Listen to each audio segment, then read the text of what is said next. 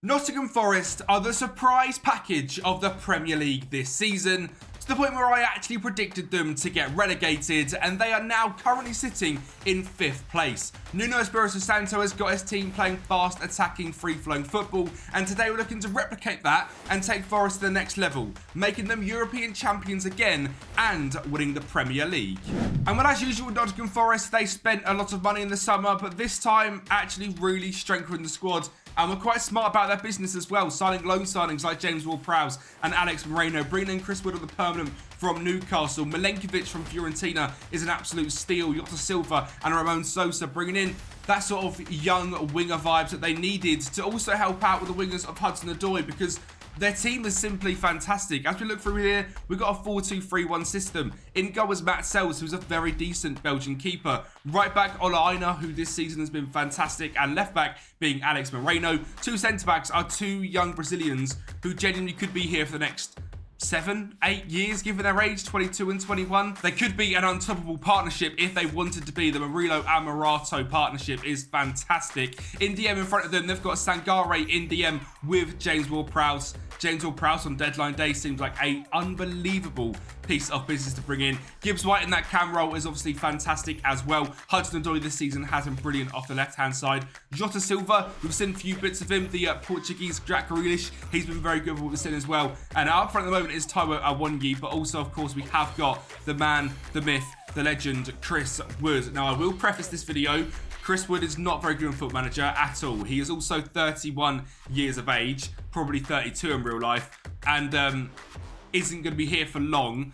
I wish it was different, because this guy in real life is like a New Zealand Haaland. It's fantastic to see. But the thing is, with Forest, is just the rotation they've now got. Milenkovic is as good as either of these two centre-backs, if not better than Murillo or Morato, to be honest. So could easily play in there. Nico Dominguez comes into DM, nice and easy. Awoniyi and Chris Wood can rotate. Ryan Yates has been fantastic this season. He can come into midfield as well. Anthony Elanga, need a bit of pace on the wings, you bring him on. Danilo and DM, a bit of energy in there. You've got Omobamidele as a young centre-back, bring him in there. Ramon Sosa, who we touched on, you bring him in there. There is options galore in this Forest side, and obviously we know the story of Forest. They have spent a lot of money. They have made way too many signings in the last 3 years since coming back to the Premier League, but with now Edu coming in as a sort of director of football almost in the club and transfers, Forest could actually be a serious threat now for a few years. And I'm excited for them. Next spot, obviously right now in the Premier League, they're sitting in 5th place, touching 3rd place, but with how tight the Premier League is, also basically touching 12th place. But they're doing absolutely fantastic and well above my expectations. As mentioned at the start of the video, I thought they were going to get relegated. I did say they had a fantastic transfer window after that though, and that has massively sort of changed how I think about Forest. Now, on the database we are using, we are predicted to come 19th in the league, but that is mainly because we can't get rid of these points deductions. In the database they've got the -4 points, and Everton have got the -6. There might be an updated database by now, but for what I've got, this is what we are handing with. So if we're not already handicapped enough, Football Manager doesn't rate Forest quite as highly as they are doing in real life, and we've got a -4 point deduction. Let's see what we can do in this first season in the Premier League. Can we upset the odds like they're doing currently? Well, sadly, there's going to be no cup run this season, as we lose in the 3rd round of the Carabao Cup to Leeds, and in the 4th round to eventual winners Arsenal in the FA Cup. But the Premier League was a much different story. Obviously, starting on -4 goal difference, we knew we had to pick that up and get on form straight away. And we're in 2 games, we're already on 2 points plus as we win our first 2 and also draw against Arsenal at the Emirates in August. In September, it was just the 1 loss against Ipswich, beating Chelsea, Brentford and Bournemouth. In October, we beat Villa and Fulham, also lost 6-2 to Spurs, and then bounced back, beating Fulham 8-2. I've got no idea either, but fantastic. November, a little bit more ropey. We lost 3 games. 2 of them were against Liverpool and Manchester City. December, fantastic. Just the 1 loss. The rest, all victories. January, 2 wins, 1 loss. February was unbeaten. March was just 1 loss and 1 draw. April, 2 wins, a draw and a loss. And May, 2 wins and 1 loss. We were simply fantastic. And it's got to be said, a lot of it comes down to Taiwo Awoniyi, our striker, playing up front rather than Chris Wood. Bagged 17 goals in 32 games. And he's an absolute machine on Football Manager. He just scores goals for fun. But the main guy was Morgan Gibbs White. He grabbed 14 goals, got 8 assists in 38 games. This man on Football Manager, I'm going to struggle to keep hold of him. He's wanted by Everton, West Ham. Most scary is Al Nassr in Saudi. He is simply fantastic. And genuinely, I hope he stays because I think we can develop him into a Forest legend and potentially a Premier League legend. He's extremely consistent. He loves big matches and has been simply fantastic for us and grown a lot for us this season as well. And with all them moving pieces and parts coming together, with a 4-point deduction, Forest finished in 4th place in the Premier League. Now, I don't know if this is ridiculously overachieving or if Forest are set quite good on Foot Manager.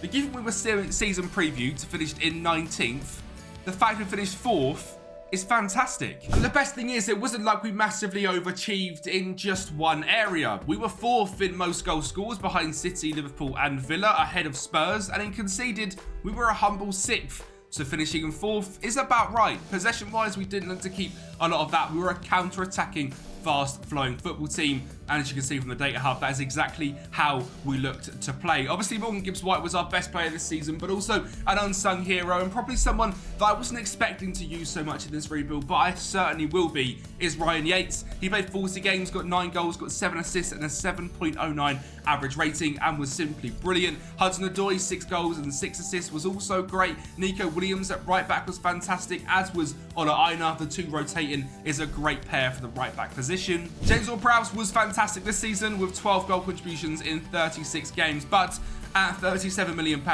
I cannot justify spending that on a 29-year-old. So we're looking to go in a different direction in that central defensive midfield role. The good thing here at Forest, we have got lots and lots of money. There is no debt on the club, £83 million in overall balance, and we're going to have to do things the Forest way, buy lots of players. But this time, we're going to be carrying on with this season's sort of style of things, signing fantastic players. We've got £50 million to do it, £120,000 of wage budget. Let's get into our first transfer window with Forest, preparing for life back in the Champions League. And once you have such a ridiculous season like that, you can't go and sign 40 players. So we are going to keep things more on the down low and sign 3 absolute stars. And number 1 is 21-year-old American left-back John Tolkin. Now, looking at our left-back position, it's one of the weaker positions with Harry Tofolo and the loan signing of Moreno. So we needed a star left-back, and John Tolkin comes in to fill that exact role. Number 2 is a backup striker to Taiwo Awoniyi, as we have moved on Chris Wood, sadly, and that is Gift Orban coming in from Olympic Lyon. Not quite progressed as well as we hoped he would a couple of years ago on FM, but he still looks pretty decent and cost us just £8.5 million. And finally, for me, one of the Premier League standout players this season, it's Morgan Rogers coming in from Aston Villa to join Nottingham Forest and play with Morgan Gibbs-White, them two rotating left and cam roles. On the right, we're going to have Callum Hudson-Odoi, and you can see this is exactly how we are looking to set up. With Yates and Sangari as a dual pivot, we've decided Yates to promote rather than using Ward-Prowse and going and spending big money. We're going to use Ryan Yates for now, Sangari and DM next to him.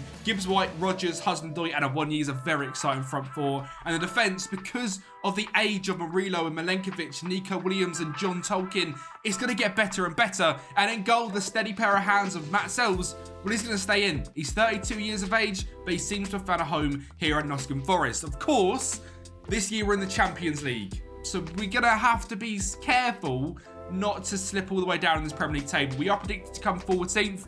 We're going to have a bunch more games to play this season, and to be honest, I want to do much better in the cup competitions as well. So let's see how we get on in season 2. What was I just saying about cup competitions and doing much better? Yeah, 3rd round in the Carabao by Spurs, and got absolutely battered in the FA Cup by Everton, sadly in the 4th round as well. So both competitions are gone. And unless we win the Champions League or the Premier League, it looks like another season of no trophies. And well, surprisingly enough for myself, we have actually done quite well in the Champions League. We have qualified for the knockout playoff round. We come 21st, above the likes of Spurs, Bayer Leverkusen, Atletico Madrid, Ajax, Borussia Dortmund, to name a few teams that haven't quite made it. We're 21st, and we're going to the knockout playoff round. We were drawn against RB Leipzig, and in the first game, we drew 0-0, which of course means a very difficult tie in the second leg. We got off to a fantastic start. A ball whipped in, and Morato made it 1-0. Sadly, Leipzig were going to be back. Willy Orban at the front post, making it 1-1. And it took all the way to the 88th minute. Morgan Rogers dropping deep, finding Callum Hudson-Odoi, beats his man, goes left and right, puts it past Galashi, and Forrest are into the round of 16 of the Champions League. We were drawn against Liverpool, lost the first leg 2-0 with a Morgan Gibbs-White injury, and lost the second leg 2-0 as well, which is a little bit disappointing, but I suppose we're not quite ready to win the Champions League yet. The Premier League again was very decent this season, but our main issue was putting games to bed. We seemed to draw so many games in the second half of this season, and if we just turn them into wins, who knows what this season could have done. Because we ended up finishing in 6th place, which with all of them extra games in the Champions League, I'm quite happy with. But just a couple of them wins, even just one of them games becoming a win, would have finished in 3rd place with Aston Villa joint on points. So technically 2 of the games, if we could have turned them into victories, would be in 3rd, just behind Liverpool and Manchester City, who finished level on points on 87. But to be fair, still a very decent season. Of course, less points than last season by a fair bit, given the 4-point deduction. But with the extra 12 games we played this season, we've been playing the same amount of cup games. That's quite a decent points tally. Assist-wise, Morgan Gibbs-White, despite that injury in the Champions League, coming in 2nd place behind Ben Chilwell. No one there on the goals or assists or anything. And that's something I'm looking to try and fix. Now, Taiwo Awoniyi has been fantastic for us. 20 goals and 3 assists. But I think we need a superstar. He is very good and actually progressed a lot better than I thought he had done. But it's Taiwo Awoniyi, and I feel like we can take a step up from that. Jota Silva, what a signing he has been. 9 goals, 6 assists. This guy's brilliant. If you're a Forest fan, use this guy in your saves because he is absolutely fantastic. Ryan Yates in DM being brilliant yet again. Hudson-Odoi progressing very well. Elliot Anderson is someone that I've not mentioned just yet in this rebuild. He's actually progressing into a very good player, and you can see the sort of wingers / cams we're looking to build. Morgan Rogers, Gibbs-White, Elliot Anderson, sort of Callum Hudson-Odoi, they can all invert and roam around the 3, looking to make a very nice, fast-flowing, attacking football. Gibbs-White, great season this season. Sangare was good. Morgan Rogers wasn't fantastic. I was expecting a bit better, just 5 goal contributions. But as a young player at just 22, he's decent. I think next FM, this guy's going to be one of the go-to cams to go and sign because in real life this season, he's been unbelievable. I think he's going to get a massive, massive buff. But of course, thanks to finishing in 6th place, we're in the Europa League next season, and that is a much more realistic competition to go and win and would make us European champions. In terms of finances, the Champions League money is fantastic. We're up to 110 million and transfer-wise, 70 million pounds in transfer budget and 71,000 pounds in wage budget as well. So let's go and strengthen this team. Looking at it, possibly a brand new goalkeeper, possibly a brand new striker, and possibly a better left back. John Tolkien was decent, but we can certainly improve. And again, I didn't want to go crazy on transfers, so our first signing is one for the future. It's Oscar Zambrano, signed from Liga de Quito over in Ecuador. Signed for £2.7 million, loaned him straight back out to his parent club, where he's been absolutely fantastic since he secured that Premier League move. Just 2.7 million. Oscar Zambrano could be one of the star DMs of the future, looking to sort of pick up that Moises Caicedo before he gets the big move. Number 2 is our brand new goalkeeper, Mati Kovar, signed from Bayer Leverkusen. Now, Mati Kovar came through the Manchester United Youth Academy, went on loan to Sparta Prague, was unbelievable, is now the backup goalkeeper at Bayer Leverkusen, and we've signed him for £6.5 million. He's extremely consistent, he likes big matches, great area reach and jumping reach, 6'5", and a great shot stopper. And then we have 3 signings that are young but coming straight into the first team. Number 1 is Geronimo Dominina to come in and be our striker. He's consistent, he's quick, and he's got fantastic finishing ability at just 19. Number 2 is Patrick Dorgu, signed from Salento. We all know Patrick Dorgu. He's the go-to FM Wonderkid left back, £23.5 million. We've got a superstar. And finally is someone that I have never really seen in my rebuilds, but I've seen it, well, I never signed him, but I've seen him a few times. It's Estanis Pedrola, who looks like he's come through the Barcelona Youth Academy, went and joined Sampdoria, and my God, has he progressed. We're signing for just £23.5 million. Outrageously quick, fantastic dribbling, great flair and technique. So again, suiting that fantastic ball-playing ability players we have got on the team. Him, Morgan Rogers, Gibbs-White, obviously Callum Hudson-Odoi, Anthony Alanka, players which can beat players, can link up play and score lots of goals. And he can even play up front if we need him to as well. So a great signing there. The team now looks quite different, I'll be honest, in just one transfer window, even though there's only 5 signings. Mati Kovar comes in goal. The back 4 is now Williams, Milenkovic, Morato and Dorgu. Sangare and Yates in DM with Hudson-Odoi, Gibbs-White, Pedrola and Dominia up front. The backups, looking at Carlos Miguel, we have sold Matt Sells for £13 million, by the way.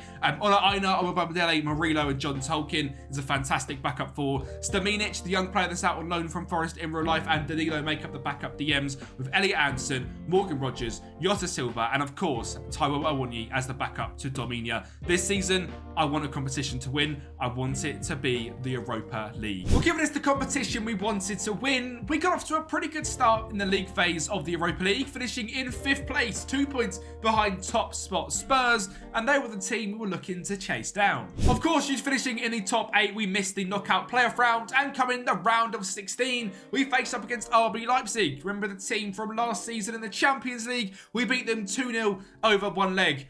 Well, we're 2-0 up already in 11 minutes, and this is the second leg, because the first leg we won 3-0, and this leg we're going to absolutely batter what I would assume is a very decent side. With new signings coming in and being dominant, you can see Estanis and Dominio linking up there. Estanis, again, a ridiculous free kick, headed in by Ryan Yates. A 7-0 aggregate victory over RB Leipzig. And it was Spurs who we actually faced in the quarterfinals.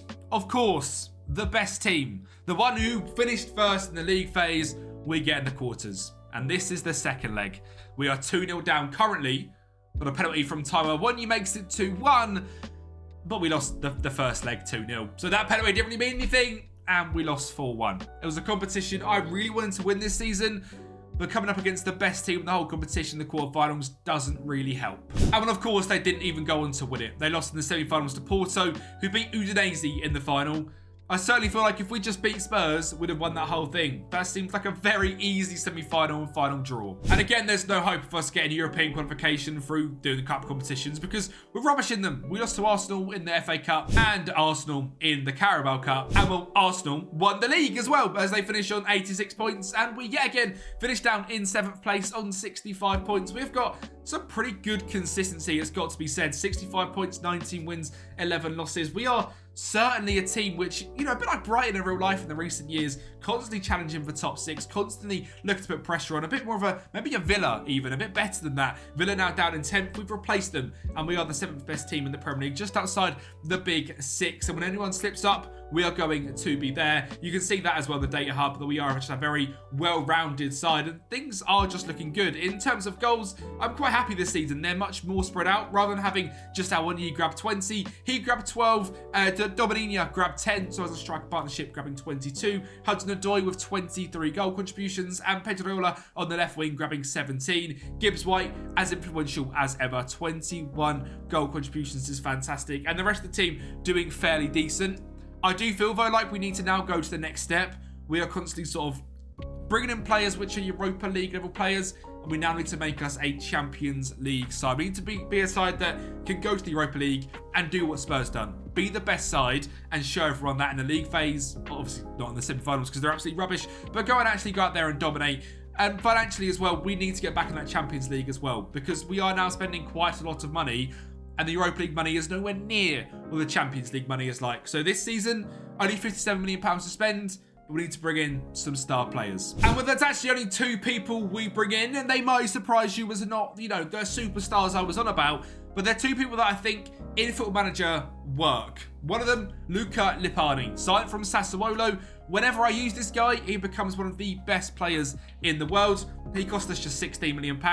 And in our DM positions, we can do a bit of strengthening, and being so young with 5-star potential, if he's not amazing this season, by next year, he'll be an Italian starting central defensive midfielder and probably one of the best DMs in the world. And for up front, I've taken a bit of a risk, and I've signed Armando Broja because he's just £5.5 million, and he needs to go and prove himself. He is very quick, he is very strong, he's got great finishing, great composure, and good consistency. And again, one of them players, a bit like Datro Fofana on FM, where sometimes they just don't quite get their potential early on enough. You have to bring them in, give them a bit of faith and a bit of passion, and they turn into absolute monsters. So he comes down as a backup striker to Dominia, and we're going to try to look to sort of have I want you as a third choice. I really wouldn't play in too many games. I want these two to progress. So we'll see what happens there. We're looking at a team with Mati Kovar in goal, Ola Aina in a right back, with Milenkovic and Morato at centre back, with Dorgu at left back. Zambrano, after his loan spell, now comes into that DM role with Luca Lipani. Of course, though, backups wise, we have got Sangare and Ryan Yates, who are both just as good, a little bit more old. Hudson-Odoi, Gibbs White, Pedrola and Dominia as the team. Let's go out there and win that Europa League. And I tell you what, yet again in the Carabao Cup, we get drawn against one of the best teams in the league. This time it's Man City, and we lose in the quarterfinals 1-0, and they go into the final and lose to Spurs.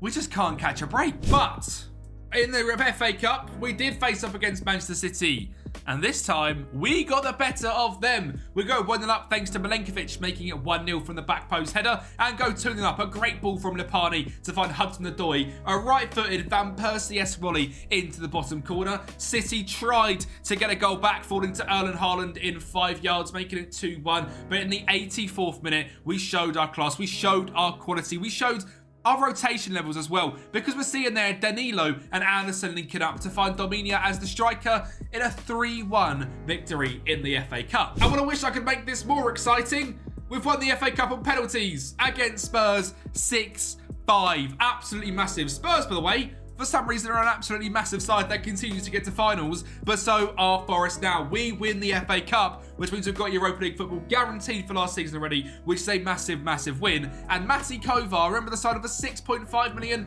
a 9.5 average rating in an unbelievable game, and he's progressed into an absolute superstar. I love Mati Kovar. I loved him at United. I loved him at Sparta Prague, because they're my Czech team. I like him now by Leverkusen, but get him to the Premier League, because Mati Kovar is him. And well, maybe we are just them, because in the league phase of the Europa League, I don't know when to take that next step and be the dominant side.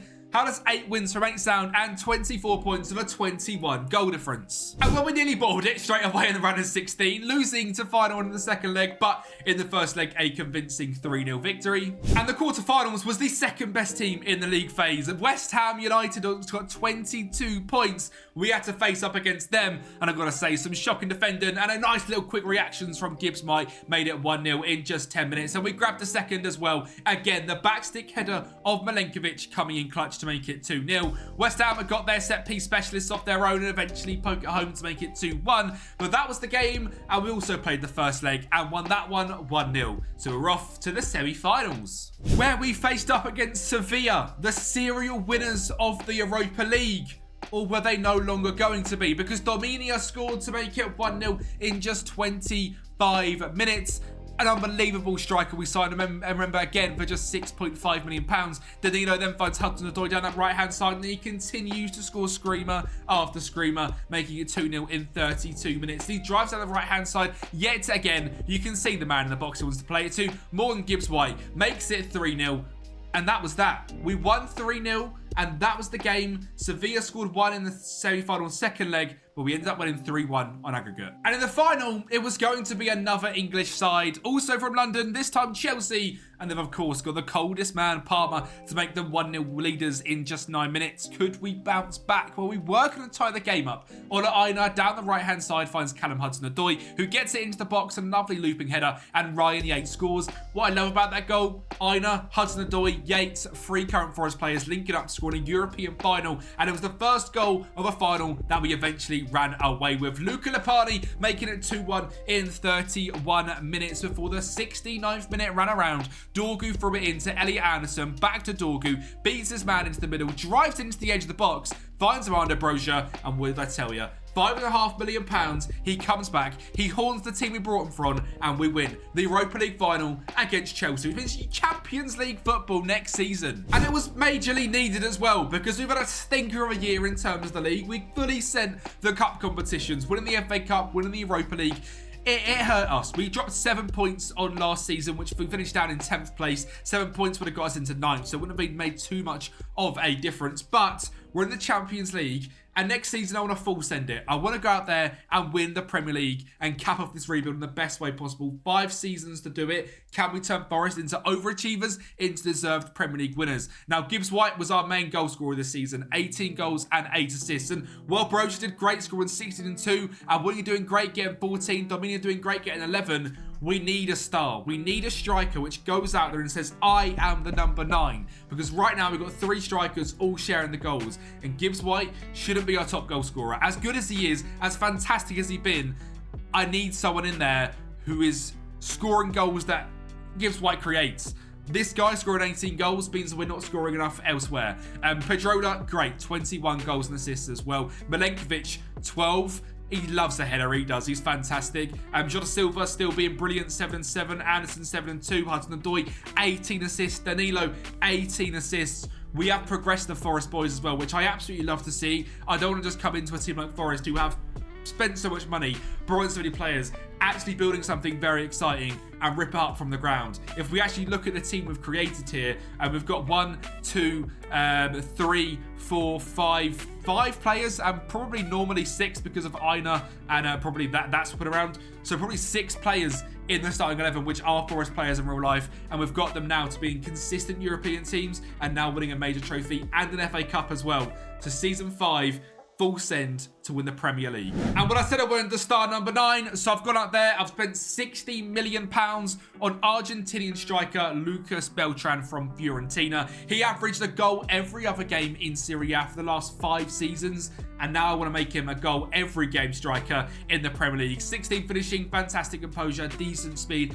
great technique, great work rate, a pressing striker out there who's extremely consistent. We absolutely love to see it. They made the free agent signing of Tyler Fredrickson coming in from Manchester United. He has now been released. He's just a very good backup centre-back, and being English, he just fits the bill quite well. His actual defensive stats and speed are amazing, and he's just 22 years of age. I then also signed a backup goalkeeper in Nicholas Heidel. He's not renewed his contract at SK Rapid, and he's a great option in case Matty Kovar gets injured. And then I've spent £46 million on the best young right-back in Football Manager. It's Michael Coyote, also coming from Fiorentina, loves big matches, consistent, gets forward, crosses the ball, and my God, am I absolutely in love with this Forest side now. Matty Kovar, Coyote, Milenkovic, Morato, Dorgu, Danilo Lopani, Gibbs White, Pedrola, Hudson-Odoi, and Beltran up front.